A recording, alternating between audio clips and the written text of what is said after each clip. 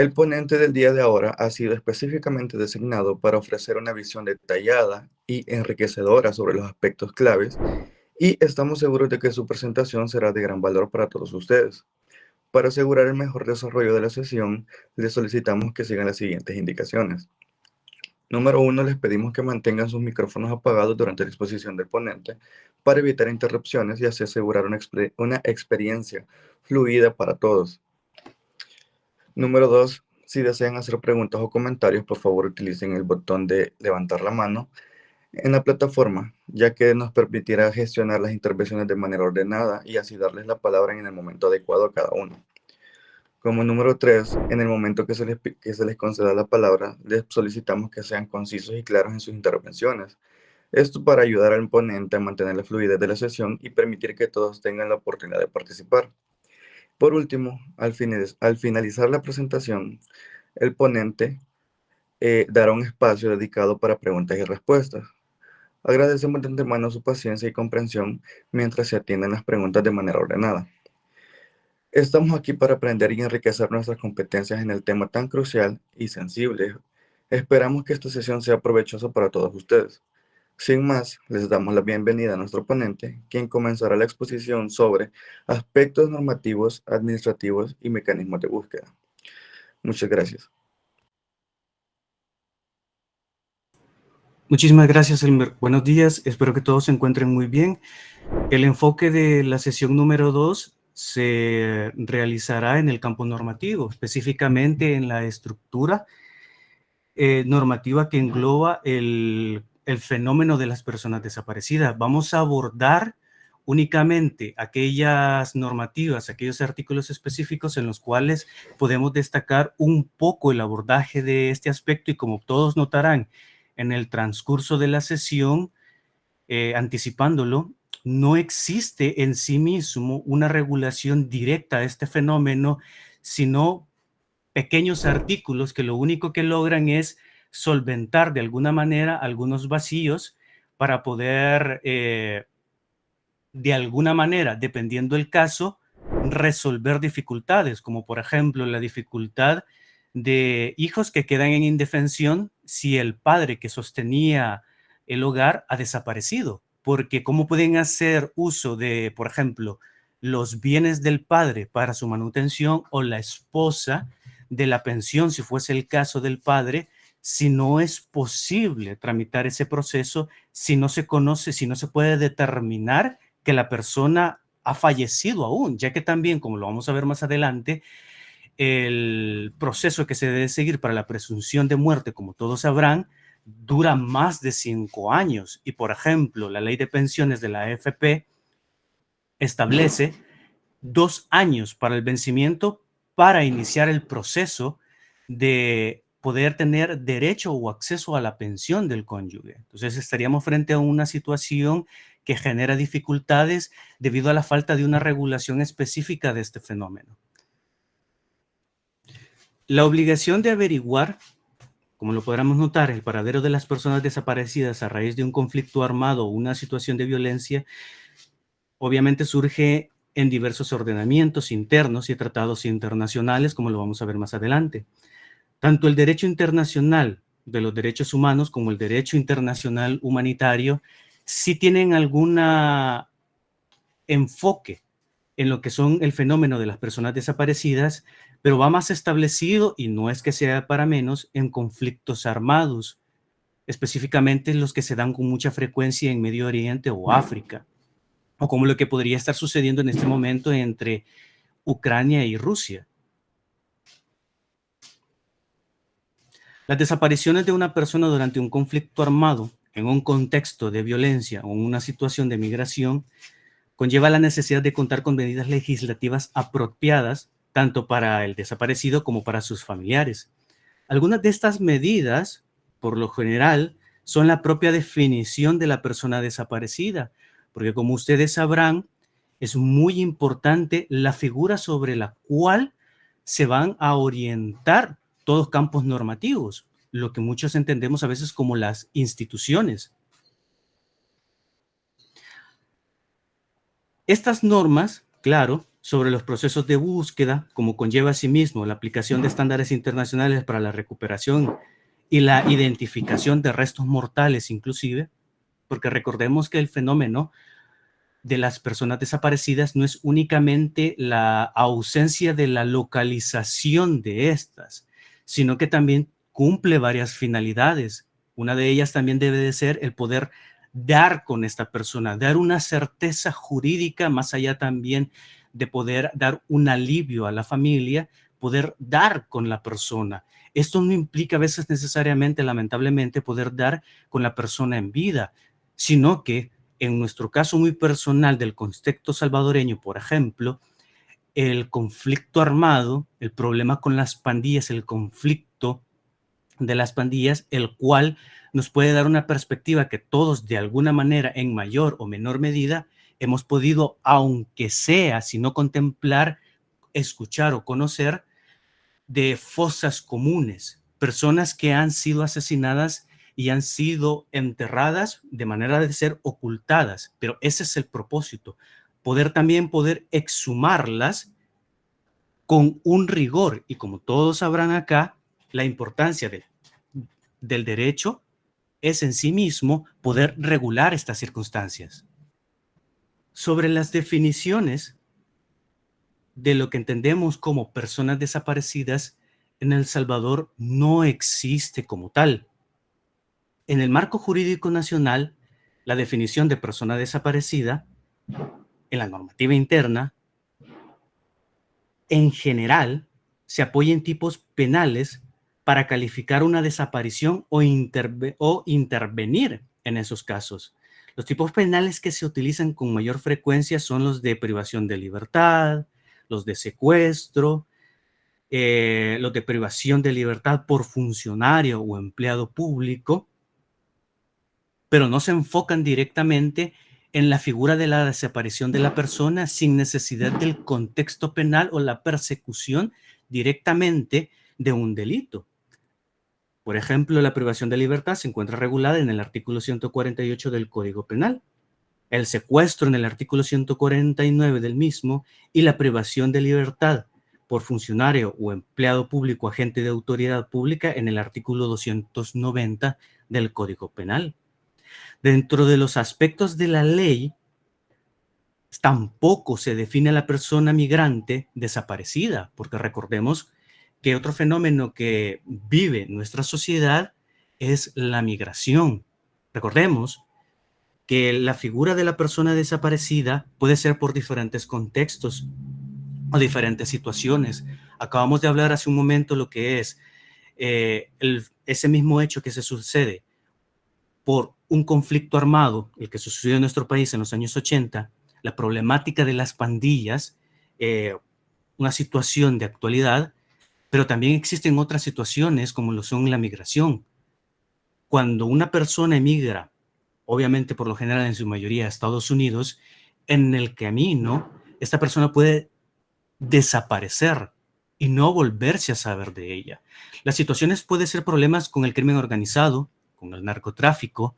También puede darse la situación de que fallezca en el desierto, si no podemos hablarlos por causas naturales, sino no por un homicidio, sino por sucumbir a la inclemencia del terreno. No obstante, no se sabe de la persona. De esa razón, es bastante difícil dirigir una visión de búsqueda enfocada a apoyar tanto a la familia, especialmente cuando la persona desaparecida es el sostén de la misma, cuando lo que se busca a través de la normativa penal es un delito y a través del delito poder dar con la persona. De manera que el enfoque es determinar el homicidio, determinar el secuestro y determinar a los autores de esto. Y la persona en sí mismo de alguna manera pasa en segundo plano. Se hace referencia a la Ley Especial para la Protección y Desarrollo de las Personas Migrantes Salvadoreñas y su familia, que en el artículo 27 establece el programa de asistencia y protección humanitaria con el objetivo de facilitar la búsqueda de personas desaparecidas. Dentro de las normativas internas en el país, se utiliza el término migrante no localizado. Es lo más cercano que se podría tener, si no a una tipificación, a un alcance de definición del fenómeno. Como lo decía, lo que es migrante no localizado. En tanto que la política migratoria utiliza el término como persona desaparecida, que vendría siendo como el sinónimo. Mas, sin embargo, en ninguno de estos documentos se ofrece una definición, sino que únicamente se utiliza el término, vagamente con la intención de poder hacer hincapié de la situación de la persona. No obstante, es muy específica, como ustedes podrán notar, en el fenómeno. No aborda la desaparición, sino que la aborda en consecuencia de su estatus migratorio. Otro aspecto también muy importante que entender o que abordar es si existe una definición de persona, de familiar de persona desaparecida, porque es bastante importante regular esta situación. Dentro de, bueno, del Código de Familia y el Código de Civil, nosotros podemos ver regulado el conglomerado de la unión, el parentesco filial entre el individuo y las demás personas que pueden recurrir a esta. Esto es muy importante, como ustedes lo entenderán, porque de ella se puede suscitar lo que es la herencia, por ejemplo, lo que es la tutela. En este sentido, todas estas actúan dentro de los hechos jurídicos como lo son vida o muerte. Pero ¿qué sucede si la persona no aparece? Como lo decíamos en un principio, ¿qué sucede en los casos cuando la persona ha desaparecido y era el sustento de la misma? Y la familia necesita hacer uso posiblemente de la vivienda, y no en este caso es que los fuesen a echar, sino que en este caso que necesiten venderla para la subsistencia. ¿Qué tal que necesiten el salario de la persona? ¿Qué tal que necesiten, en este caso, personas de la tercera edad, un cónyuge que necesite el derecho de la pensión? No puede tramitarse porque necesita establecerse la presunción de muerte. En este orden de ideas, como se decía, no existe en El Salvador una definición específica de familiar de persona desaparecida. Por eso se aplica lo establecido en el Código de Familia, en virtud del cual se entenderá por parentesco de una manera general la relación de familia que existe entre dos o más personas y que puede ser por consanguinidad, afinidad o por adopción, conforme al artículo 127 del Código de Familia. De acuerdo al artículo 132 del mismo, el parentesco por consanguinidad en línea recta es definido y en línea colateral se reconoce hasta el cuarto grado. En el de afinidad hasta el segundo y el de parentesco por adopción opera en forma idéntica al consanguíneo. Pero esto únicamente nos permite vincular a la persona desaparecida con su familia y de alguna manera que éstas pueden incoar algunas acciones, por ejemplo, las de búsqueda, las cuales vamos a ver más adelante, en una política actual que existe de un mecanismo de búsqueda que ya se puede implementar, pero que es de carácter administrativo, en el cual efectivamente operan varias instituciones, pero sigue sin existir o sin aplicarse una norma que las pueda regir. Una observación obviamente importante relacionada con familiares de personas desaparecidas, pero circunscrita al ámbito penal, es que el artículo 105, numeral 2 del Código Procesal Penal determina que se considerará víctima al cónyuge, al compañero de vida o conviviente, a los parientes dentro del cuarto grado de consanguinidad o segundo de afinidad, al hijo o padre adoptivo y al heredero testamentario en los delitos cuyos resultados sea la muerte del ofendido. Como podrán ver, esto significa que no se aplica en estos casos a personas desaparecidas porque nos retrotraemos nuevamente al punto de que la persona se tiene que entender o buscar como alguien asesinado, una persona que han matado, una persona que han secuestrado. Esto es debido al carácter penalista con el cual se puede utilizar.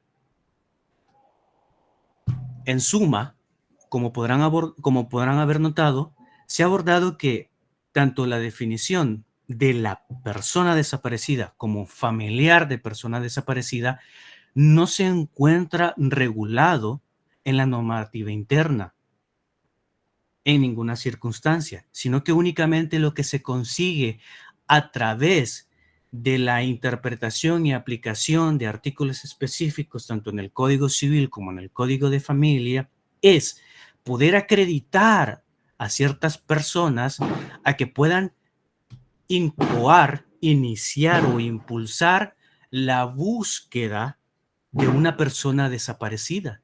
De igual manera, al no existir una definición de persona desaparecida, lo único que se puede utilizar de manera normativa para poder tener una acción de lo que se entiende un peligro de una persona que debería de haber aparecido y no lo está, es únicamente buscarlo a través del ámbito penal mediante los aspectos del secuestro, el homicidio y específicamente el secuestro, la privación de libertad, es para el aspecto de la persona desaparecida.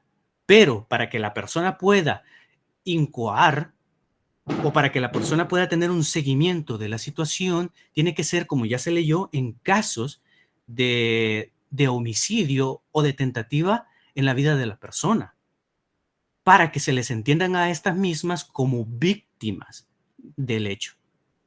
No obstante, en el marco internacional que podemos encontrar, podemos obtener una del CICR. El CICR es una organización o el Comité Internacional de la Cruz Roja específicamente dedicada de manera internacional, también tiene una sede en el país, en la divulgación de este fenómeno, en la observación, en la recolección de datos, en la proporción de sugerencias, en el cabildo, para que el fenómeno de las personas desaparecidas pueda ser incorporado a las normativas de aquellos países como El Salvador que no lo tienen. En su segundo aspecto, en países donde hay conflicto armado activo, sí encuentran presencia de este como una manera activa, como un soporte y un apoyo de parte de la Cruz Roja para hacer un acopio de que las personas puedan abocarse a ellos para incoar con las instituciones la búsqueda o directamente ellos buscar por sus propios medios a las personas. Ellos han podido dar una definición de lo que se debería entender como persona desaparecida. Y es una persona que se encuentra en paradero desconocido para sus familiares o que, sobre la base de información fidedigna, haya sido dada por desaparecida de conformidad con el derecho internacional en relación con un conflicto armado.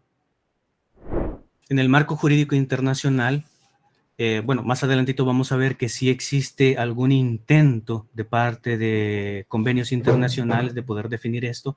No obstante, la definición de persona desaparecida sí la podemos obtener de parte del CICR. Esta no es una definición normativa de persona desaparecida, sino es que es una propuesta de la organización CICR. Nuevamente, qué vergüenza, las disculpas del caso por el problemita con las láminas. Como se comentaba, la definición que nos ofrece el CICR de persona desaparecida es aquella que se encuentra en paradero desconocido para sus familiares o que, sobre la base de información fidedigna, haya sido dada por desaparecida de conformidad con el derecho interno en relación con un conflicto armado internacional o no internacional, una situación de violencia o disturbios de carácter interno, una catástrofe natural o cualquier otra situación que pudiera requerir la intervención de una autoridad competente.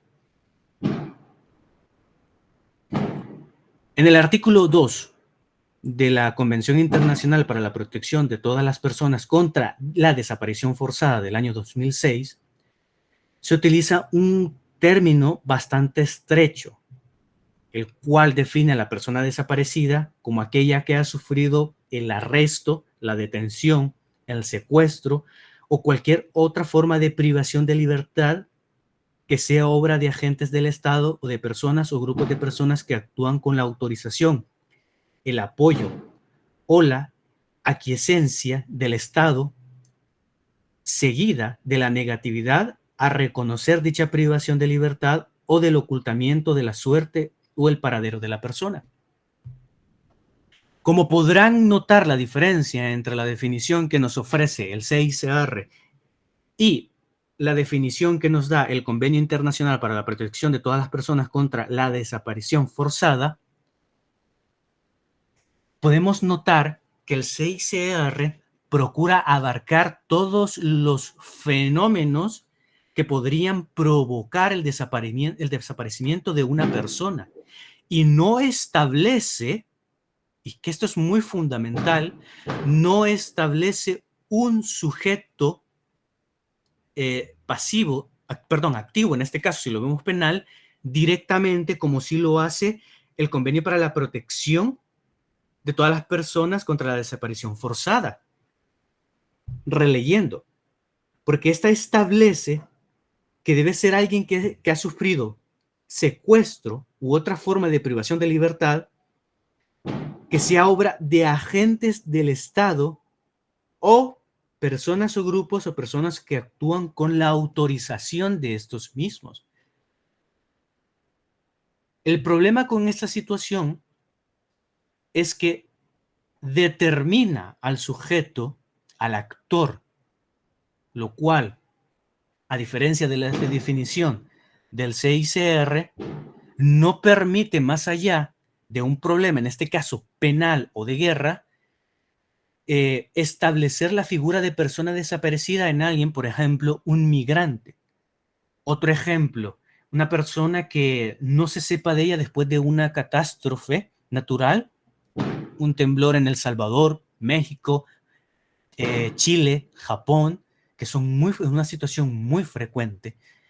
En ese sentido, se queda muy estrecha la definición del convenio. Por eso ha sido bien poderles dar una definición ya establecida o propuesta por el CICR, pero que debemos entender no es normativa.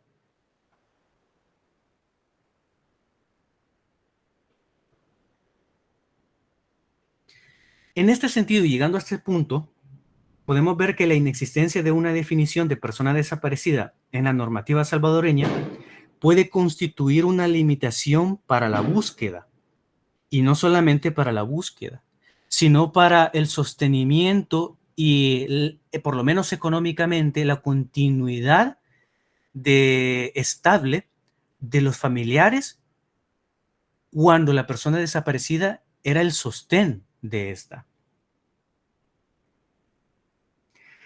Esto es debido a que algunos de los casos de las instituciones se activa solo cuando los hechos proporcionan indicios del cometimiento de delito y llevan una probable identificación de su autor, que es lo que comentábamos.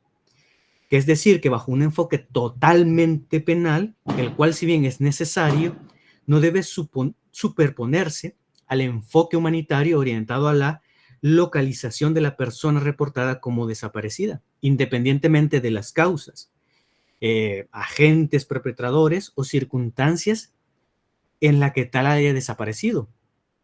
Ambos enfoques, tanto el penal como un enfoque directamente de búsqueda por la desaparición, se complementan o deberían de complementarse y son responsabilidad de impulsarse por parte de las autoridades del Estado, en este caso por la Asamblea Legislativa o por iniciativa del Ejecutivo.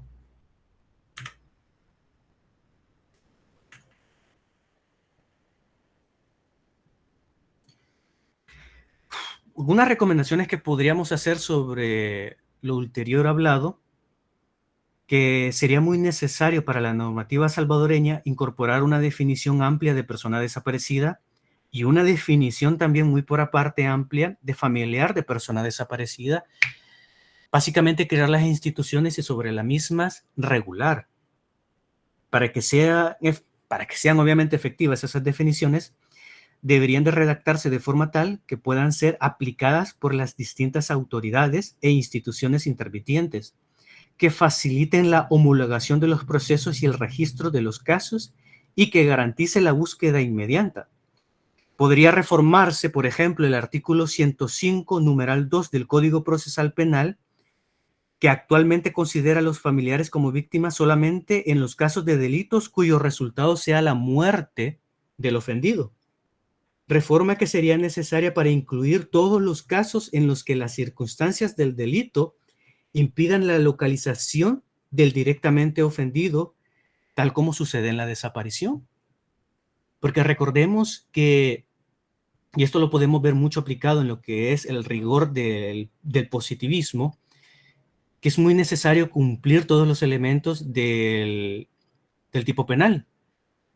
Y si en este caso nos está dando elementos para poder identificar a los familiares y para poder determinarlos también como víctimas, también nos da un requisito, y ese requisito es el que mencionábamos, que el resultado sea la muerte de la persona. Y aquí estamos hablando de que el enfoque de la persona desaparecida sea en primer lugar, obviamente, localizarla, pero no localizarla muerta. Y esto es también muy importante porque no es lo mismo buscar o la intensidad de buscar a alguien que se necesita y se requiere con vida que buscar a alguien que se cree, se sospecha o se espera muerta. El enfoque, como ustedes podrán entender, es completamente distinto y por ende las acciones de parte de las autoridades pueden cambiar radicalmente, ya que un enfoque directamente de búsqueda de la persona, independientemente del estado, nos implica una mayor posibilidad de salvaguardar la vida de la persona, ya que genera una búsqueda activa, proactiva y con la necesidad de dar con vida con este. El siguiente punto que vamos a analizar sobre el campo normativo en este fenómeno son los derechos fundamentales y las medidas básicas en torno a las personas desaparecidas. Abordaremos cómo es que interactúan los derechos fundamentales y las medidas básicas en los casos de las personas desaparecidas y sus familiares. Para tal caso, en el contexto de El Salvador, bajo el decreto número 33, se creó la Comisión Nacional de Búsqueda de Personas Adultas Desaparecidas en el contexto del conflicto armado en El Salvador. El decreto de creación de esta organización establece ciertos derechos, los cuales están regulados en el artículo 6, artículo 3, artículo 20 y artículo 25 de su decreto de creación, los cuales pueden ver en pantalla, que son el derecho a la verdad y de acceso a la información de las víctimas, el derecho de las víctimas de acceso a la justicia, el derecho a la localización de las víctimas de desaparición forzada para facilitar el reencuentro con sus familiares o para la entrega de sus restos a estos dos puntos de localización en vida, identificación de restos, sepelio y homenaje a las víctimas de desaparición forzada, apoyo material y logístico y acompañamiento psicosocial a familiares durante el proceso de búsqueda, entrega del cuerpo o restos de la víctima respetando los principios de dignidad, intimidad personal, igualdad y no discriminación, acceso a la información sobre el desarrollo de los procedimientos realizados. Todo esto, como se lo mencionaba, se encuentran regulados en los artículos 3, 6, 20 y 25 de dicho acuerdo. No obstante, como podrán ver, este enfoque nace desde la perspectiva del del conflicto armado del país. No obstante, vamos a ver un protocolo llamado PAO que sí está en vigor y que se puede aplicar. Y vamos a ver también su regulación. No obstante, en el campo normativo de este decreto podemos ver lo que se estaba tratando de especificar en la parte superior y era, por ejemplo, el derecho a la verdad y de acceso a la información de las víctimas. Derecho a las víctimas de acceso a la justicia. Estos dos están vinculados íntimamente. Como podrán notar algunos, sí hace falta también especificar quiénes deben ser o quiénes deben de formar el tipo de víctima en este caso, ya que obviamente la persona desaparecida es víctima del hecho, pero en este caso es necesario, es muy necesario que se entienda como víctima también a los familiares, algo que la Comisión Nacional de Búsqueda de Personas Adultas Desaparecidas, en el contexto del conflicto armado de El Salvador, sí hace, sí genera la idea de víctima a los familiares de la persona, es el vínculo que existe, genera el derecho a la verdad y de acceso a la información. Acá son dos puntos muy esenciales. Es que puedan exigir y que las autoridades estén obligadas a construir qué es lo que exactamente pasó con el familiar y que la familia tiene el derecho de acceder a esa información. De igual manera, el acceso a la justicia, que parte del derecho a la justicia, como podrán muchos entender, es parte de tener acceso a la información, en este caso, tener a la información del proceso. También tener derecho a que se localice las víctimas desaparecidas forzadas para facilitar el reencuentro con sus familiares, y esto es muy importante. Cuando hablamos de facilitar el reencuentro con sus familiares, estamos hablando que se necesita que esta persona se encuentre con vida. Algo que muchos podrán haber visto, incluso en documentales o en noticias, es que en el contexto de la guerra, la desaparición en muchos casos era de niños, niños que fueron secuestrados de sus padres o que sus padres fueron asesinados, pero sus tíos o sus abuelos ahora con vida quieren saber con ellos y fueron dados en adopción en países extranjeros. Es muy común ver cómo un salvadoreño, obviamente nacido acá, pero sin papeles incluso acá, se encuentra en Francia, en Estados Unidos, en España, en Bélgica, en Alemania, con otra familia, que solamente sabe que lo adoptó de Latinoamérica.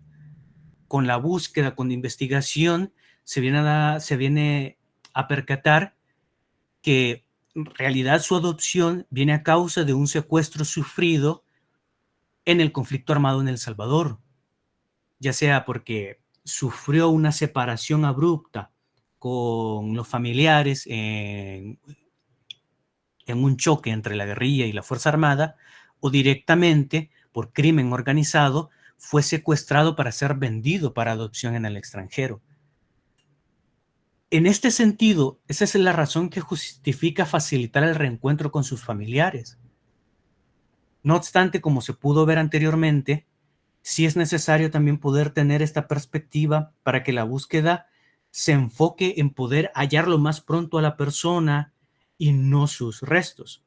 La estructura, obviamente, de ambos en la localización de las víctimas, como podrán ver, se focaliza en dos, tanto encontrarla con vida como, si ya no se le encuentra con vida, encontrar sus restos. Pero aquí hay un detalle. El punto de encontrar sus restos, como podrán ver, hace alusión a que la búsqueda no puede terminar. Debe localizarse con la persona y esto es fundamental con el derecho a la verdad, puesto que la persona tiene derecho a saber si realmente está muerto. O sea, ¿qué es la verdad? ¿Está muerto? ¿No lo está? No tanto como murió, quién lo mató, que sí es fundamental, pero en este caso se pueden notar ahora el enfoque que va tomando la necesidad de que haya una normativa específica en el contexto de las personas desaparecidas, es básicamente este, ya que el fenómeno tiene sus propias aristas, tiene sus propios detalles. De ahí los demás pues son obviamente entendibles, como es el apoyo material y logístico, el acompañamiento psicosocial, el penúltimo, la entrega del cuerpo o restos de la víctima, que está vinculado con el tercer punto, y el acceso a la información sobre el desarrollo del procedimiento realizados, que es más una regulación específica del punto 1, como podrán ver. Otro contexto en el cual nosotros podemos ver un poco regulado esto es en el de la inmigración.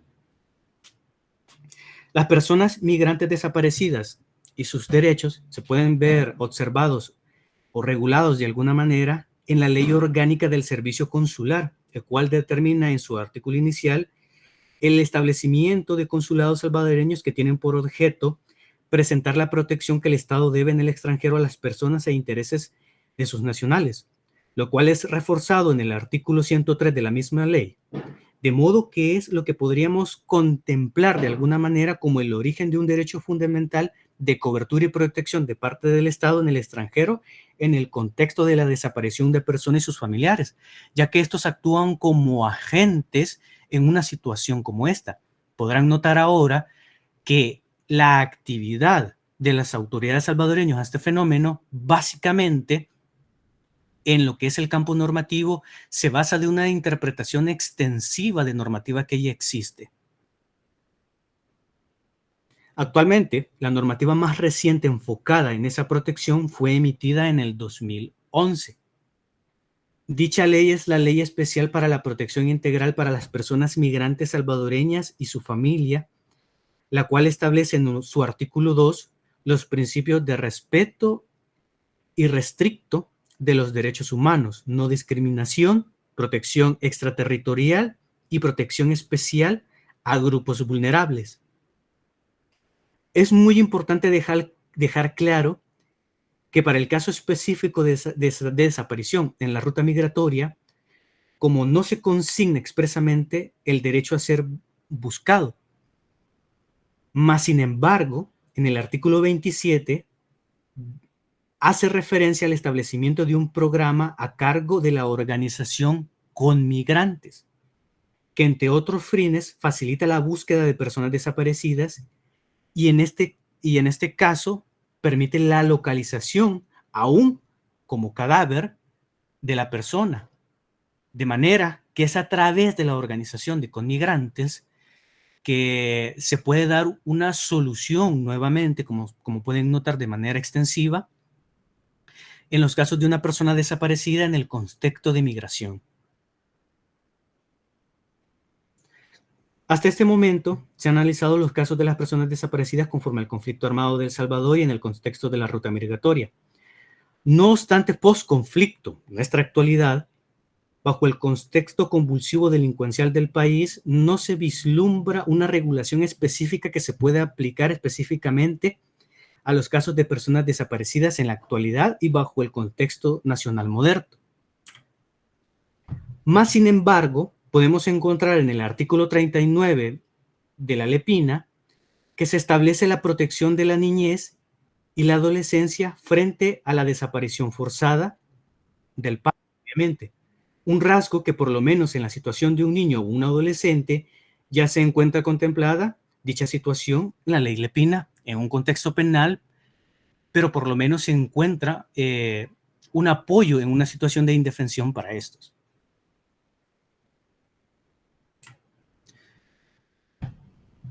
Uno de los protocolos o accionarios que anteriormente se había mencionado que sí existen y que se pueden aplicar, pero que básicamente es un instrumento administrativo, es el protocolo de acción urgente, conocido de manera abreviada como PAU.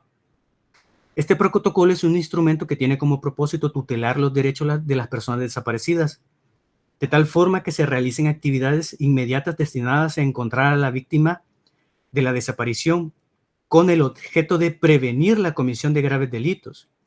Fue realizado con el apoyo de la Oficina de las Naciones Unidas contra la Droga y el Delito y el Gobierno de Canadá, en el marco del proyecto Fortalecimiento Institucional para casos de desapariciones asociadas al crimen organizado para reducir la impunidad en El Salvador.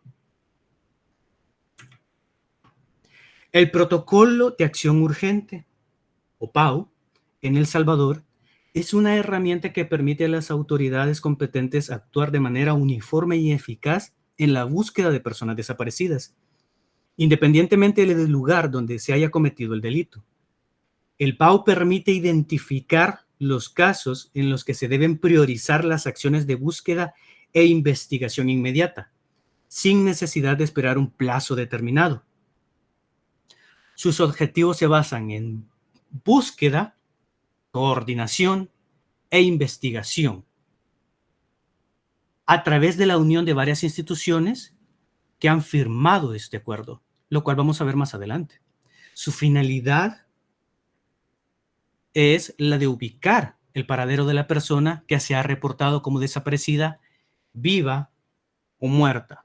Como podrán ver con lo ulterior, aquí ya hay un cambio radical que se acopla más al fenómeno. Es importante tener en cuenta que el protocolo de acción urgente es un medio al que puede acudir cualquier persona para que las autoridades competentes inicien de manera expedita las diligencias tendientes a lograr la ubicación de las personas que se encuentran desaparecidas.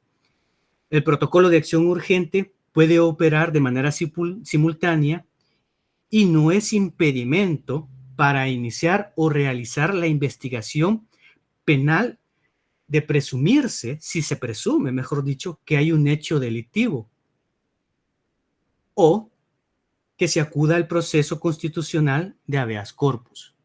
Puede hacerse a la par de todo eso. Los derechos en los cuales se fundamenta, en los cuales se enfoca este protocolo, es obviamente el derecho a la vida, el derecho a la integridad personal, el derecho a la libertad, el derecho al acceso a la justicia, el derecho a la integridad familiar y el derecho a la verdad. Estos son esenciales, como ustedes verán, para ser rectores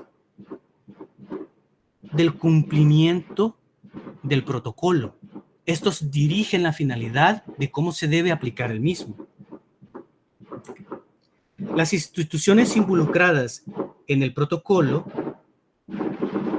requiere la actuación conjunta en coordinación que interactúan con víctimas de este delito.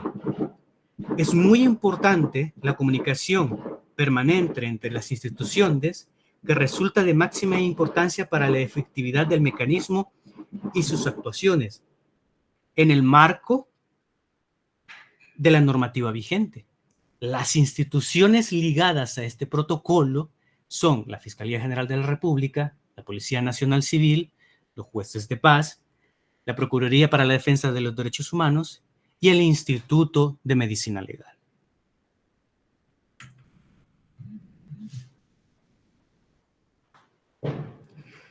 En suma, podemos notar una deficiencia o vacío en las regulaciones específicamente de este fenómeno.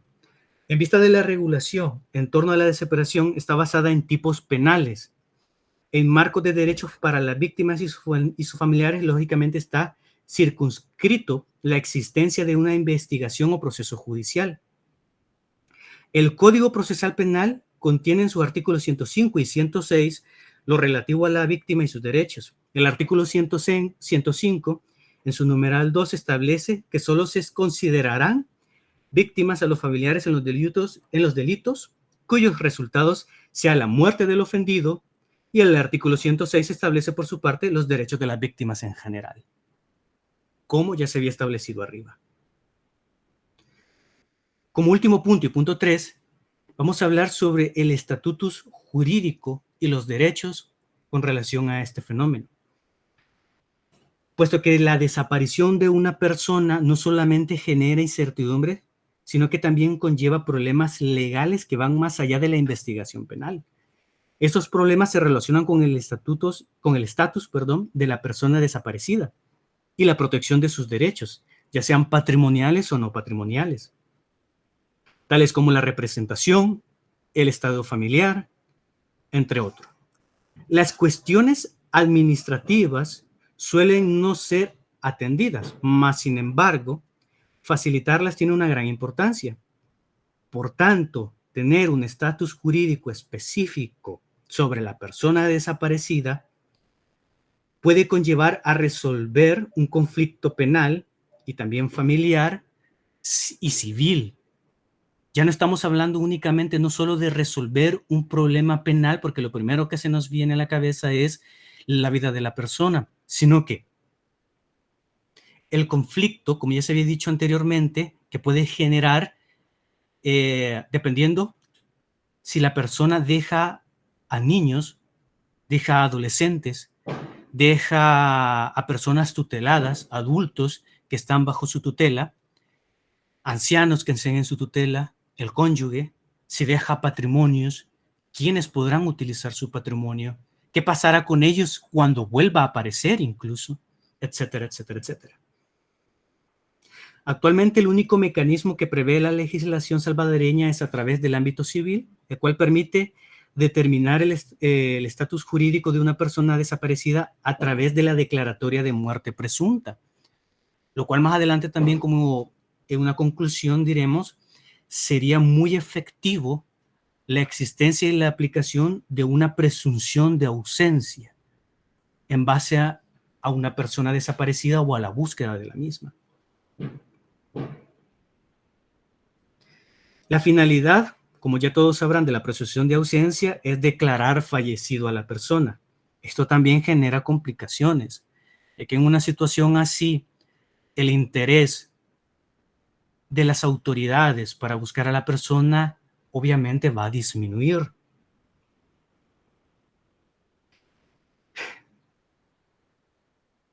El declarar fallecido a la persona desaparecida es con el propósito de fijar un día presunto de la muerte y proyectar esa presunción en las diferentes relaciones que la afectan. Regulado en el artículo 79 del Código Civil, obviamente debiendo cumplir los requisitos del artículo 80 del mismo código, el cual señala, entre otros, un periodo de tiempo para tramitar la declaratoria judicial de la muerte presunta, el cual son 4 años a partir de su desaparición. El problema, como se decía, surge que en dicho plazo, quienes integran la familia interesada no pueden disponer de los bienes de la persona desaparecida, ni siquiera de forma provisional, de tal manera que a lo largo de este paso podrían encontrarse en una situación económicamente compleja de no contar con otros recursos cuando la persona desaparecida era el sostén del hogar.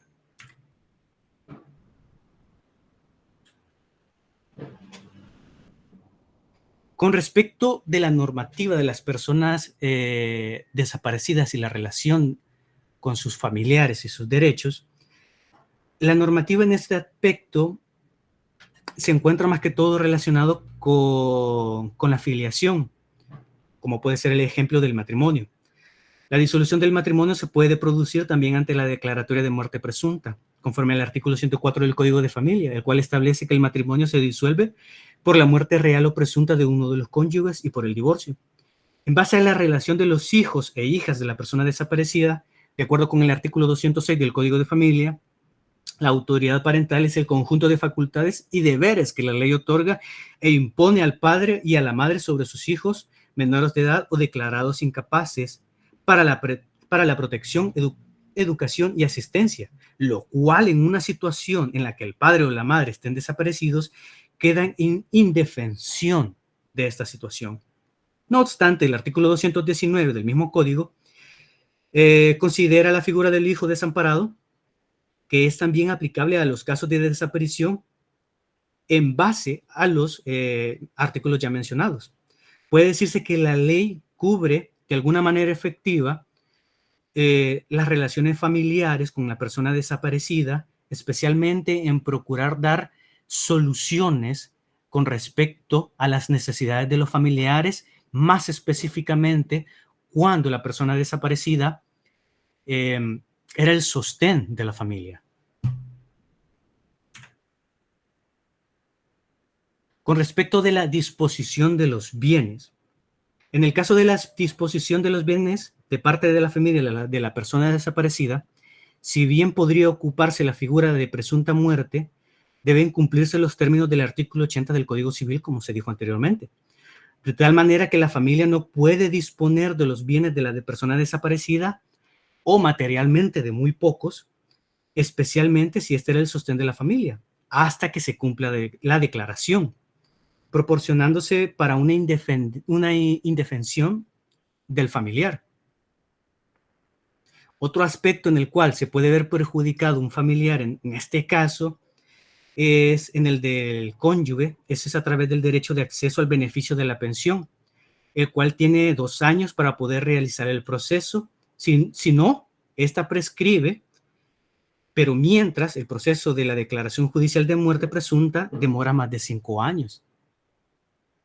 De manera que en el tiempo que espera la declaración de muerte presunta, va a vencer el tiempo para que la persona pueda incoar el proceso del derecho a la pensión del cónyuge.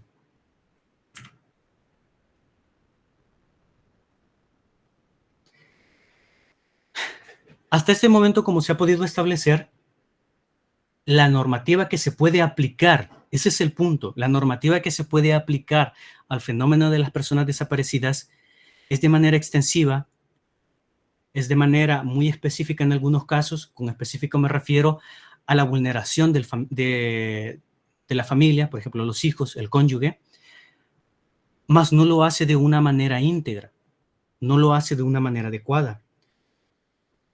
Otra ley que también regula una situación similar es la ley transitoria para declarar la presunción de muerte por desaparición, declarar la presunción de muerte por desaparecimiento de miembros de la Fuerza Armada en El Salvador, en el cual, en su artículo 1, se establece que esta únicamente tiene el objeto de declarar la presunción de muerte por desaparecimiento para casos del 6 de noviembre del 2009 al 1 de diciembre del 2001.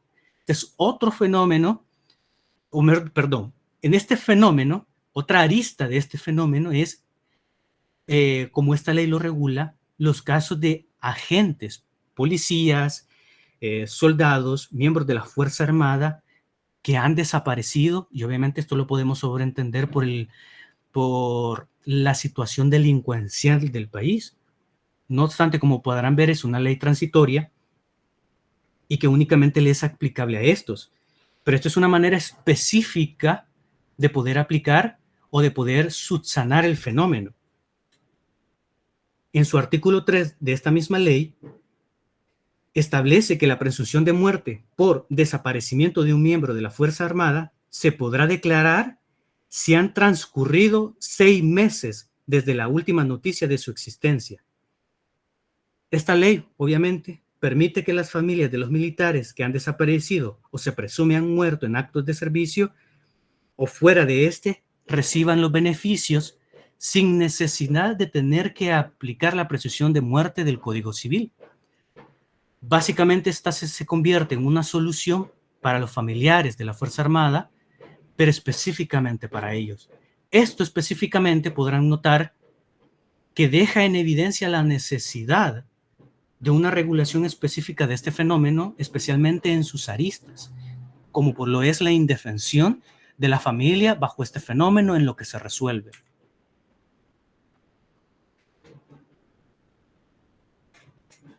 En base al resumen, procurándolo hacer lo más rápido posible, en El Salvador no existe una definición de persona desaparecida, ni tampoco una definición de familiar de persona desaparecida. Lo recomendable sería incorporar definiciones amplias de personas desaparecidas y familiares de personas desaparecidas en la normativa, de forma que faciliten los procesos de búsqueda y garanticen la protección de los derechos de los familiares, independientemente de las causas o circunstancias. Los derechos básicos de las víctimas y familiares se ven contemplados, o lo vemos contemplados más que todo en la Convención Nacional de Búsqueda de Personas Adultas Desaparecidas y en el conflicto armado, que establece ciertos derechos, pero como lo podemos ver más adelante, es una comisión creada a partir del conflicto armado. Lo mismo, en el esbozo que estábamos haciendo, la protección a migrantes desaparecidos, que se hace a través de la Ley Especial para Protección Integral de Personas Migrantes Salvadoreñas y sus familias, y la organización de conmigrantes. Y actualmente, pero que es un accionar administrativo que tiene valor, que tiene fuerza, obviamente, como las políticas del Ejecutivo, que también tienen un valor, estamos hablando de manera normativa, es el PAU, que es el Protocolo de Acción Urgente, que es actualmente la única herramienta que permite a las autoridades actuar de manera uniforme y eficaz en la búsqueda de personas desaparecidas con el fin de prevenir la comisión de graves delitos y tutelar los derechos de las víctimas. Porque recordemos que acá con víctimas no es solo la persona desaparecida, sino también sus familiares.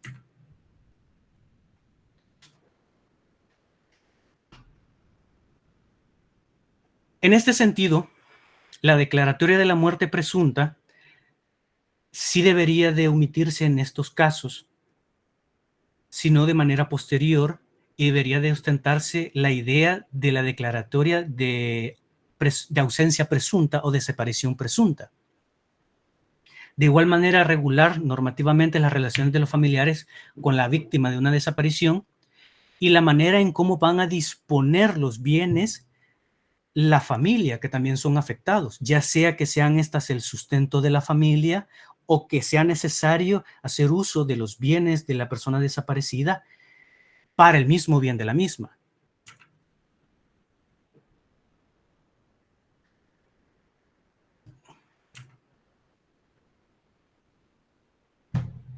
Ahora bien, con el aspecto de los derechos fundamentales y la protección extraterritorial, sí también sería bastante eficaz la unificación normativa de un campo normativo que regule de mejor manera el proceso y la búsqueda de las personas desaparecidas, específicamente en el proceso migratorio, más básicamente que es el fenómeno que más afecta a nuestro país.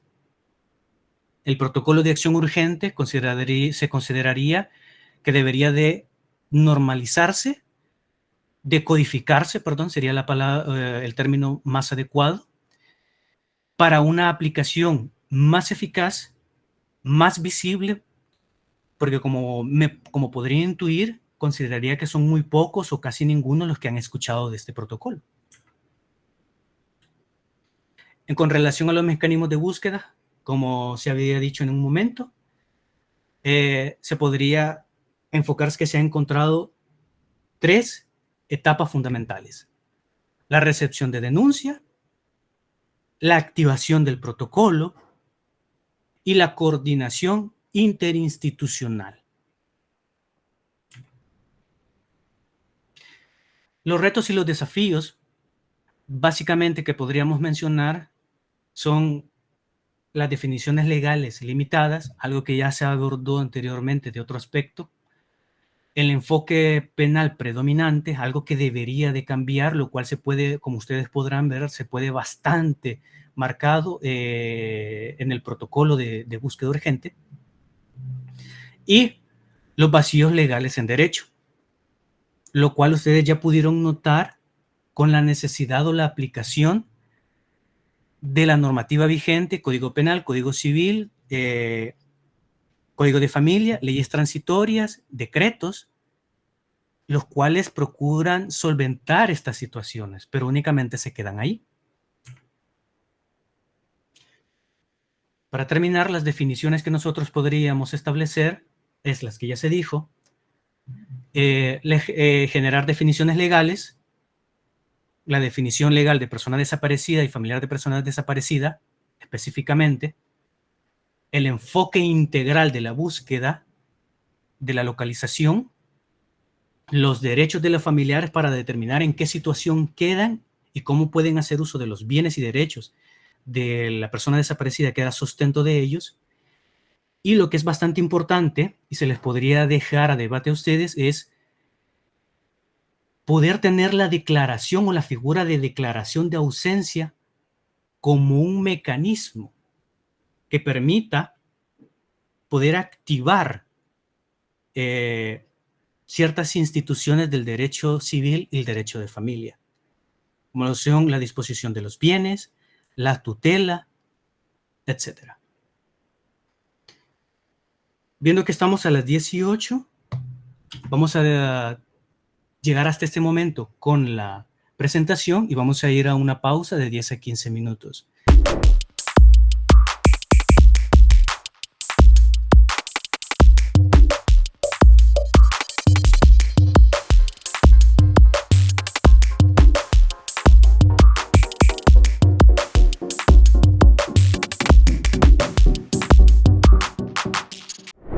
No sé si me escuchan. Me pareció acá que no. Sí, No Lick, lo sé. Sí escuchamos. se Muy escucha, bien. Lick. Muchas gracias, muchas gracias. Quisiera comentarles algo y es que fíjense que vamos a trabajar un pequeño caso. Yo inicialmente tenía pensado que habláramos con ustedes sobre un caso real, el caso de Campo Algodonero, pero después pensé, bueno, Campo Algodonero lo van a ver en toda la jornada y seguramente también lo vamos a desarrollar en parte de la jornada final. Sin embargo, es mejor que hagamos un ejercicio, digamos, de tipo más ficticio, pero también sabiendo las limitantes que tenemos hasta este momento con 2 sesiones. Entonces, yo quisiera pedirles, o más bien decirles que les voy a enseñar esto. Les voy a poner un casito muy pequeño, muy pequeño, en el que ustedes verán el caso y luego van a ver eh, las preguntas. ¿Qué vamos a hacer? Vamos a dividir a todo el equipo, a todas las personas participantes, nos vamos a dividir por grupos de trabajo en sesiones, aparte en salas pequeñas. Y ahí ustedes van a analizar este caso que es pequeñito, es muy pequeño y eh, yo les voy a poner preguntas específicas a cada grupo, ¿sí?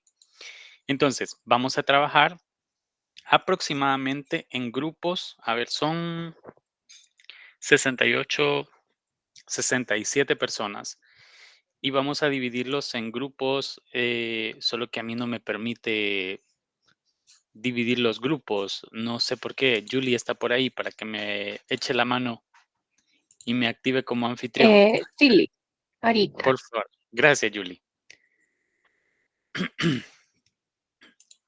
Vamos a ver si me deja ahora. No, no, todavía no. Ahora sí, ahora sí. Bien, vamos entonces a hacer los grupos. Vamos a hacer 5 grupos. Voy a darles 15 minutos para que ustedes puedan analizar el caso, que ahorita se los voy a contar. Y luego voy a pasar por cada una de las salas dejándoles las preguntas para que esto signifique esos 15 minutos de discusión para ustedes y que posteriormente nombren a una persona para que pueda responder estas preguntas de acuerdo a lo que ustedes han debatido en cada sala. ¿De acuerdo? Primero vamos a contarles el caso. Por acá se los voy a poner. Vamos a ver. Permítanme un momento. Vamos a ver. ¿Logran ver el caso? Se los voy a leer. María es una joven de 25 años que desapareció hace 6 meses. Su familia ha estado en la búsqueda incansable de respuestas. La madre de María, Ana, ha estado participando en grupos de apoyo, pero se siente frustrada y desconectada del proceso. Su padre, Luis, enfrenta la situación con enojo y desconfianza hacia las autoridades. La hermana menor de María, Sofía, se siente perdida y aislada y no sabe cómo manejar sus emociones. Aquí tienen ustedes ya un caso.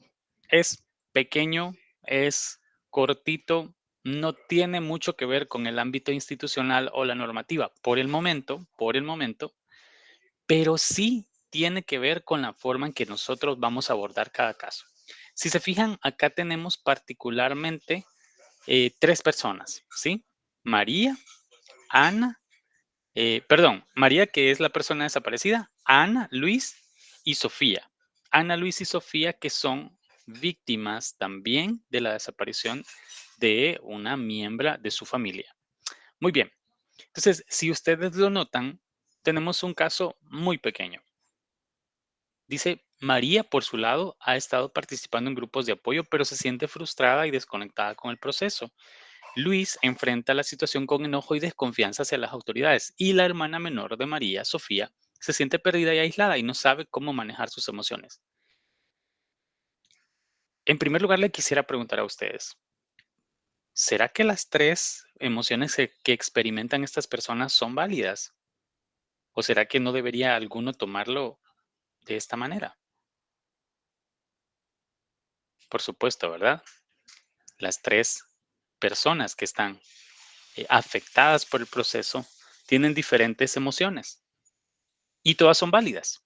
Todas esas emociones son válidas. Muy bien, voy a dividir entonces, ahora que ustedes ya conocen el caso, Se los voy a volver a poner ahí en el chat de cada una de las salas y también les voy a poner las preguntas que tienen que resolver. ¿De acuerdo? Me gustaría que me cuenten con el pulgar arriba si han entendido las indicaciones. Vamos a crear 5 salas y les vamos a dar 15 minutos. Y después de esos 15 minutos, volvemos a la sala principal y les paso dejando las preguntas a cada una y cada uno.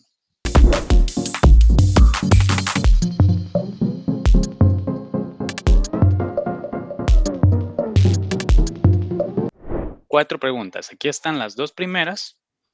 ¿Cuáles son las mejores prácticas para abordar a las víctimas de desapariciones considerando su vulnerabilidad? ¿Qué tipo de lenguaje y comportamiento es más adecuado para demostrar empatía y apoyo? Y las otras dos preguntas son, ¿cómo? A ver, les dejo por acá. ¿Cómo se puede crear un ambiente seguro donde las víctimas se sientan cómodas compartiendo las experiencias y emociones? ¿Y cuáles son las características de un grupo de apoyo efectivo para las familias de personas desaparecidas? Levántenme la manita si están claras y claros de las preguntas que les he dejado. Ok, muy bien, muy bien. Perfecto, perfecto. Me muevo entre salas en este momento.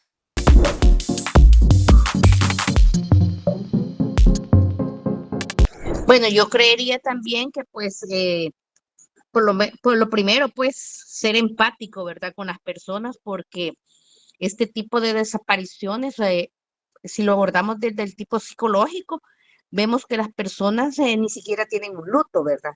Entonces yo digo, primero el comportamiento pues nuestro tiene que ser empático, primero empático, en segundo interesados y pues no crearle falsas esperanzas también a la persona, porque si vemos que en la parte jurídica no es mucho lo que tenemos que hacer, pero sí explicarles pues a la persona el proceso que se tiene que seguir, porque por ejemplo en el caso de María, para mí María es una mujer ya de 25 años y pues nosotros conocemos la mayor parte de nuestra población, se me imagina que ella ya trabajaba, ¿verdad?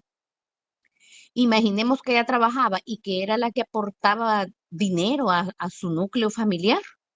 No sé si están de acuerdo en ese tema.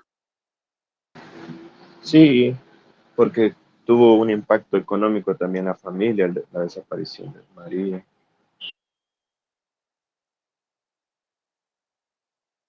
Entonces, en resumen, sería abordaje empático, ¿verdad? A los familiares. Sí, claro, yo digo que empatía, interés, porque hay que demostrar interés, porque no sé si ustedes han visto, pues cuando llegan a la fiscalía a poner esta denuncia, el fiscal como que lo ve, un caso más. Y obviamente yo entiendo pues la carga laboral que tienen, pero bueno, tendríamos que ser empáticos con interés y darle una información clara y precisa a la persona, ¿verdad? Clara, precisa y concisa.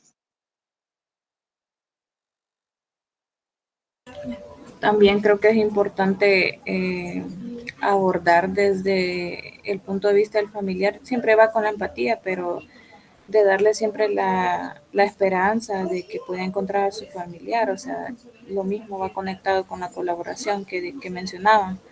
Porque a veces, bueno, como el mismo sistema jurídico lo ha dicho, se ve desde un lado más de buscar el delito que la búsqueda de la persona. Ok, estoy de acuerdo. Y en la segunda, cuando habla de grupos de apoyo, yo siempre creo que las personas, bueno, nosotros culturalmente no tenemos la cultura de que se vaya al psicólogo, pero en estos casos, para mí, personalmente, yo creería que las personas tendrían que ir a donde el psicólogo. ¿Por qué? Porque el crearles un ambiente donde ellos puedan expresarse, ¿verdad? Sin ser juzgados, sin ser discriminados, sin ser vistos como con lástima, porque no es lo que se pretende, ¿verdad? Sino que la persona, acuérdense que realmente en nuestro país, si alguien está desaparecido, ¿cuál es la probabilidad de que lo encuentren con vida? Creo que un 0.5%, entonces tenemos que estar conscientes de esos y debería el Estado mismo crear o nosotros recomendarle a las personas con un psicólogo. ¿Por qué? Porque tiene que haber, acuérdense, están en la negación, debe de haber un luto y debe de haber esa parte que es tan importante, ¿verdad? Es el proceso de que en alguna medida van a comprender que su pariente ya no está, que es lo que hicieron las víctimas con las víctimas del mozote, ¿vea? Había que tener un cierre, porque si no hay un cierre, la persona va a estar toda la vida, o sea, el dolor no va a desaparecer, pero tiene que haber un cierre, o sea, ellos están, su luto, o sea, primero la negación, de ahí van a un luto y de ahí tiene que haber un cierre. ¿Para qué? Para que por lo menos psicológicamente estas personas pues sean menos afectadas. Yo creería que la segunda pues va encaminada, yo, ¿verdad? Si no, opinemos acá todos que deberían de estar en grupos de terapia psicológica, porque cada uno asimilamos de una manera cuando esto surge. Sí, como usted lo mencionaba, sería bueno un acompañamiento psicológico, pero también quizás como sociedad tener la empatía de no decirle de un solo, digamos, al familiar, pero es que no lo vas a encontrar, cosas así, porque, bueno, creo que ellos siempre tienen la esperanza de encontrar a su familiar, aunque pasen años y años, ¿verdad? Entonces creo que desde ahí también es de crear un ambiente seguro desde la sociedad también, no solo decirle, digamos, vaya al psicólogo o algo así, sino que entre nosotros también como sociedad podemos apoyarles en ese sentido, que se sientan seguros al poder expresar cómo se sienten con ese proceso. Sí, en ese aspecto tiene razón, porque acuérdense que cuando es una persona desaparecida comienza el apoyo desde los familiares, la unidad que tiene para encontrarlo, porque una búsqueda también requiere recursos económicos y todo eso, ¿verdad? Y un mejor apoyo también es decirle por lo menos al familiar que uno va a estar con ellos, ¿verdad? Mientras encuentren a la persona que se les ha desaparecido, porque a veces se sienten ellos que nadie les ayuda, nadie les apoya, pero solo al sentir la presencia y el apoyo, a veces para ellos ya sienten mucho, ¿va? Porque tratan, ya la soledad ya la tratan bastante, ya no se sienten así que no hayan dónde agarrar, y si las instituciones no les hacen caso. Entonces estamos de acuerdo que sería el grupo, sería una terapia psicológica. ¿Qué más le podríamos poner? Sí, buenos días. Considero también que puede ser como cuando nos pregunta qué tipo de comportamiento sería como empático, esperanzador, ¿verdad? Para darle siempre aliento a esas personas que se encuentran en esa situación. Sería en esa pregunta, ¿va? La respuesta. Sí. Sí, yo igual opino que es como, o sea, como que no minimizar sus sentimientos, o sea, lo que sienten por lo que están pasando, ya que creería yo que, o sea, minimizando o dando como de que, bueno, muy en común que se escuche de que, sí, o sea, sí desapareció, y sí, ya, o sea, como que las demás personas dicen como que sí, ya se murió o ya está muerto, ya mejor ya no penses en eso, entonces yo creería que también eso, hace como que más complicado tener empatía con las personas que están pasando por esa situación. Sí, sí, es lo que discutíamos, ¿verdad? Que nosotros como profesionales tenemos que ser empáticos, ¿verdad? Ponerle interés, porque el interés se nota, pues, ¿verdad? Escuchar a las personas, escucharla, porque cuando uno escucha, las personas se sienten bien, o sea, escuchar es importante, ¿verdad? Y esa es la pregunta uno. Y en la segunda, ¿qué más ponemos? Ya tenemos que un grupo debería de tener ellos terapia psicológica, ¿verdad? Apoyo emocional. Quizás eso sería nada más en esa parte. Tal vez podríamos avanzar en la última, perdón, que ya quedarían 2 minutos. ¿Cuáles son las características de un grupo de apoyo efectivo para familias de personas desaparecidas? Ahí primero tendría que ser el interés que ponen las personas para el apoyo, porque hay personas que solo, sí, espero lo encontres, no como que esté pendiente de la persona, ¿verdad? Que lleva ese duelo que no ha podido encontrar a su familiar. También sería una de las características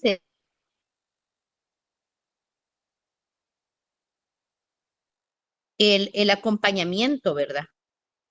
El acompañamiento en todo el proceso que, digo yo, bueno, el acompañamiento en el proceso, ¿en qué sentido? En que cuando la persona llegue a preguntar cómo va el proceso, no como comúnmente hoy se hace, ¿verdad? No sé si ustedes saben de algunos casos o han oído. Bueno, yo personalmente viví uno con una compañera de trabajo. Su hijo fue desaparecido hace quizás un par de años.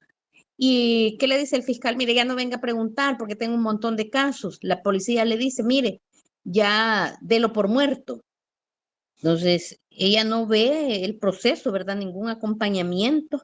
Sí sabemos que, porque por lógica, ¿verdad? La persona ya falleció, pero el acompañamiento en que ya cuando la persona ya está en el proceso de aceptación, bueno, en el caso, por ejemplo, si fuera María que me tocara a mí, pues yo después de un año le digo a la señora, ¿verdad? Ya le he acompañado y le diría, mire, lo más empático que se pudiera, ¿verdad? Seguir el proceso ya por ejemplo, en lo de la AFP, ¿verdad? Y qué es lo que corresponde, lo que toca, y acompañar a las personas. Pero no sé, ¿ustedes qué opinan? Tenemos ya Ya dos características, ¿va? Interés, acompañamiento en el proceso. hemos cerrado los grupos. Evelyn, muchas gracias. No sé si le gustaría finalizar con algo a decirle a su equipo, porque ya están ingresando el resto de salas a la sala principal. No, Lica, ahí me quedo, gracias. Ah, excelente, excelente. Muchas gracias. Bueno, miren, ha sido muy interesante. He estado ingresando en las salas y he visto cómo han interactuado. La verdad es que se han tomado muy en serio el ejercicio. Hay muchas reflexiones muy interesantes y era bien importante que ustedes pudieran compartir en esta segunda sesión y en esta parte lo que significa para ustedes el poder comprender las dinámicas de las personas desaparecidas. En ese sentido, yo quisiera pedirles que una persona en un minutito, así muy rápido, nos cuente qué hallazgos más importantes ha encontrado en la dinámica de cada grupo. Quizá a la persona que decidieron, pues, designar de cada sala y de la sala principal, porque tenemos 3 salas y la sala principal. Pero vamos a ver, en sala principal, no sé si Luis o Dinora o alguien más han designado para este ejercicio. No habían asignado todavía, me imagino, porque estábamos a medias. Sí, no habíamos asignado licenciado todavía. Pero yo creo que Bueno, todos estamos listos para hacerlo. perfecto, perfecto. Pero si no, cuéntenos usted, Dinola, para que podamos avanzar. Ah, ok. Y nosotros, licenciado, en la primera, pues encontramos la primera pregunta, ¿verdad? Que cómo debería ser el comportamiento, pues algo básico, empático, mostrarle interés a la persona y darle la información clara en este proceso, ¿va? En la segunda pregunta, pues cómo deberían de ser los grupos. Hemos acordado que pues tendría que ser debería de ser un equipo técnico de psicólogos, ¿verdad? Para dar la terapia y el apoyo emocional a cada uno de los miembros de la familia. Y como característica, pues tenemos el interés en también el acompañamiento en el proceso, que es bien importante, ¿verdad? Porque las personas que tienen personas desaparecidas, cuesta cerrar ese ciclo de luto, ¿verdad? Nada más, licenciado. Muchas gracias, de verdad que muchas gracias. Honestamente, y yo creería que a veces es imposible cerrar ese luto porque es un luto continuo. Si una persona está desaparecida, no tienen cómo cerrarlo. A veces, y de eso hablamos, ¿verdad? En este sentido, ¿cómo saber hasta dónde llegó ese luto? ¿Cómo saber hasta cómo terminó, digamos, mi familiar desaparecido? Sí, por eso es que es tan importante el derecho a la verdad, porque con este se consolida específicamente lo que significa saber qué pasó con ese familiar desaparecido. Y las familias tienen derecho, es ese derecho a la verdad. Muy bien, muchas gracias, la sala principal. Ahora vamos a la sala 1. Gracias, gracias por esos aportes. ¿A quién eligieron en la sala 1? Esa sala 1 estaba grande, ¿eh? Así que a alguien eligieron. No, licenciado, no elegimos a nadie. No, no, No usted es de la tuvimos. sala principal, Evelyn. Usted es de Sí. sala principal. En la sala 1 estaba otro equipo. Creo que no nos fijamos el número de salas. Ah, vaya, Creo que pero nosotros éramos la 1, Alejandra, o pero Sí, no, okey, creo no que somos la designamos a 1. nadie. okey, okey. Adelante, entonces, Alejandra, Erika o Adriana, cualquiera. Bueno, sí, Lick, nosotros en una de las preguntas pues nos habían puesto los recursos psicológicos que se pueden identificar para estos casos y estábamos hablando de que la escucha activa puede ser un apoyo, un recurso bastante fuerte y pues identificar la red de apoyo también. Hablábamos de que es importante que las personas puedan eso, prácticamente saber con quiénes están contando, también que se les apoye. Mencionaba también una compañera en cuanto a cómo realizar el proceso judicial, porque muchas personas no saben de qué manera realizarlo. Entonces ese puede ser un recurso psicológico que se puede utilizar bastante, que sería el apoyo, el acompañamiento. También nos preguntaban el papel que juegan los psicólogos, los profesionales de la salud mental, y mencionábamos pues la validación de emociones, la contención, y que también mencionábamos que es fundamental en estos casos. Y como recomendaciones pues poníamos bastante lo de primeramente mantener la calma, documentar todo el registro con las autoridades, buscar apoyo legal y pues siempre lo de la red de apoyo también. Y pues en esto también hacíamos énfasis en la necesidad de una psicoeducación para que las personas que apoyan a las víctimas también sepan de qué manera hacerlo de manera integral, que pues es como mayor herramienta la escucha activa. Muy bien, la escucha activa es súper importante. No solo escuchar, ¿verdad? Sino escuchar activamente. Muy bien, muy bien.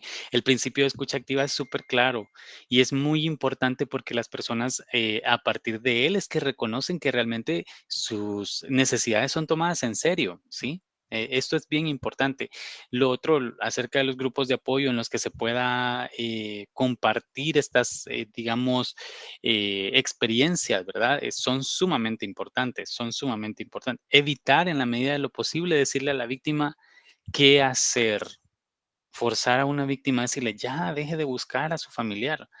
Eso es lo peor que usted le puede decir a una persona familiar de una persona desaparecida. Lo peor que usted le puede decir es que deje de buscarle. Sí, Valeria, adelante.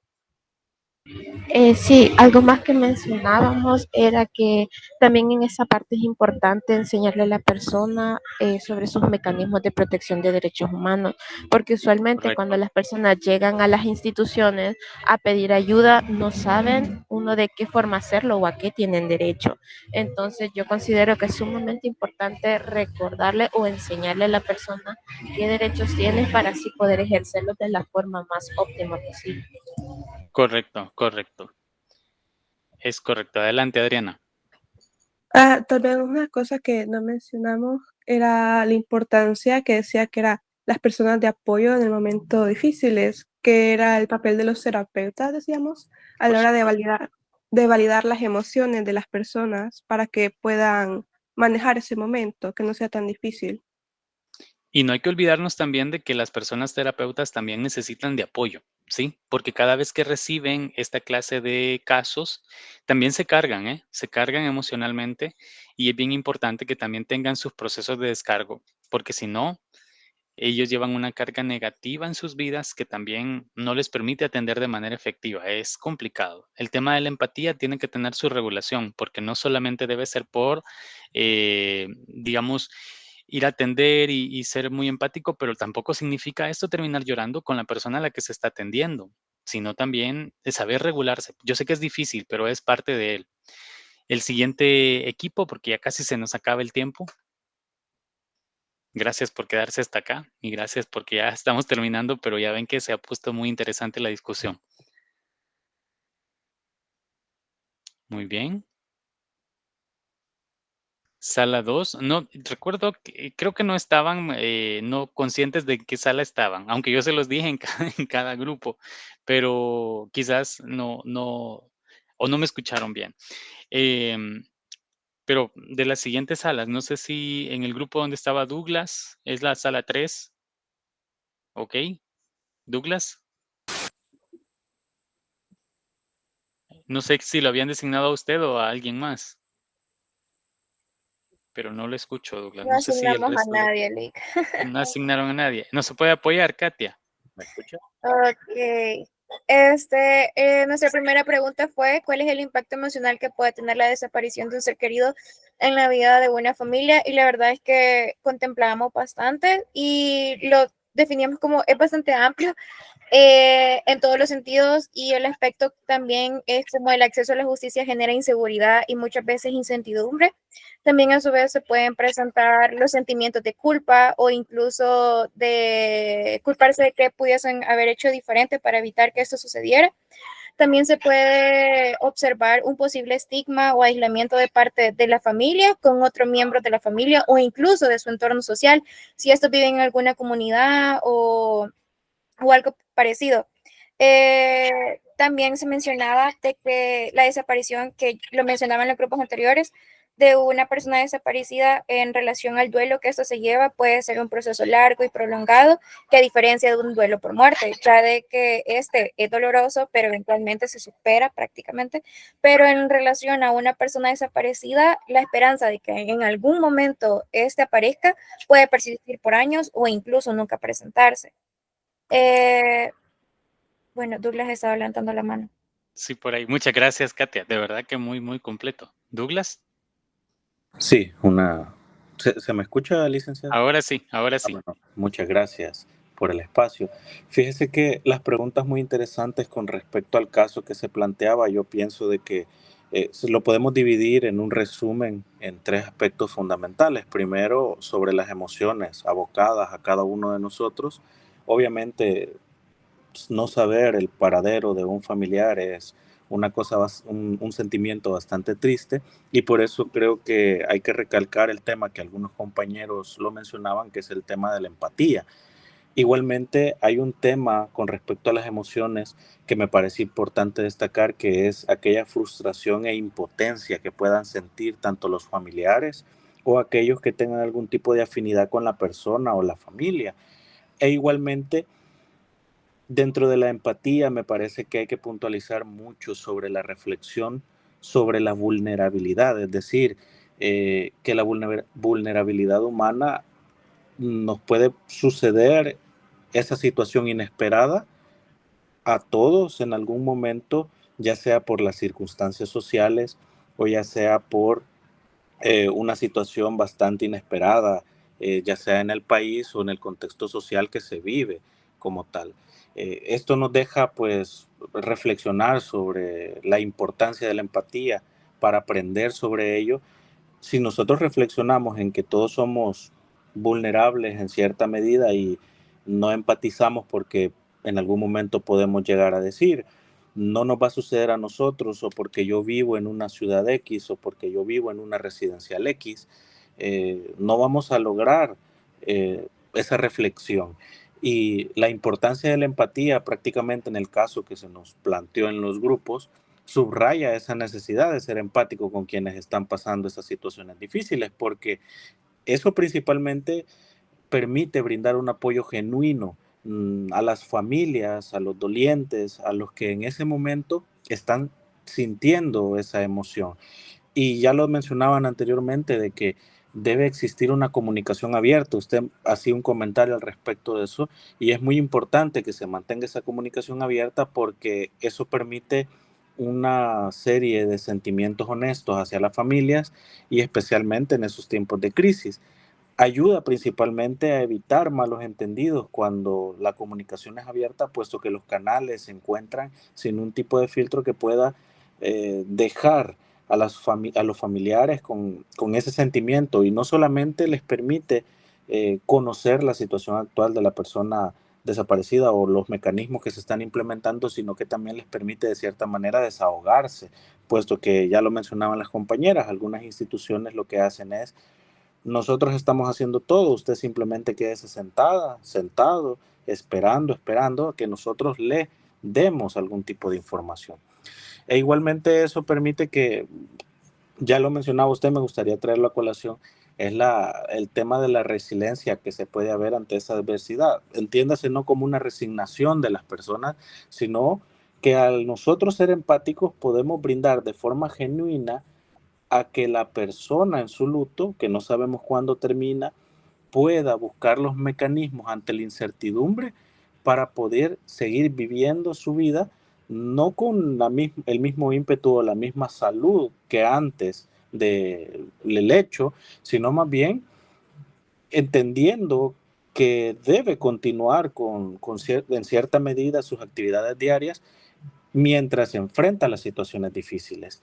Y hay muchos temas que comentar con respecto a eso, como explorar las formas de apoyo ante una frustración, ante las personas que se desconectan por este tipo de situaciones, tratando de buscar un entorno que sea personalizado para cada situación en específico, puesto que cada persona asimila la situación de forma diferente y no hacer un estándar que implique una misma solución para todos los casos en particular.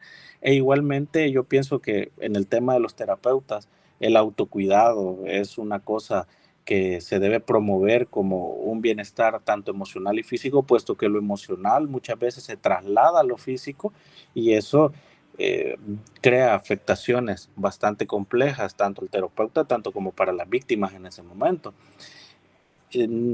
Creería que el tema es bastante extenso, no me quiero extender más con respecto a ello, pero sí me parece de que uno de los temas principales es ese manejo del autocuidado, puesto que muchas ocasiones la ira, la frustración de no poder hacer nada, esos temas de manejo de la ira por la misma frustración que implican poder comprender las raíces del enojo, es uno de los temas que se maneja, a mi criterio, muy poco acá en el país, puesto que a las personas simplemente se les deja en una esquina diciéndoles, espere, nosotros le comunicamos cómo va la búsqueda, cómo va la investigación, y muchas veces al final se aísla sin darle en realidad un seguimiento en concreto para tener una actividad más constructiva con la persona, puesto que ha sucedido un hecho destructivo en su vida. Nada más, licenciado, muchas gracias a todos. Gracias, Douglas. Por ahí también nos menciona Carla, el recurso psicológico en este proceso es vital. Sin embargo, las instituciones cuentan con equipos multidisciplinarios, que en este caso es un recurso trascendental. Muy bien. El tema de los equipos multidisciplinarios, donde hay trabajadores sociales también, ¿verdad? Personas de derecho y, por supuesto, ¿verdad? El trabajo social también es esencial en el apoyo a las víctimas. Desde luego, desde luego.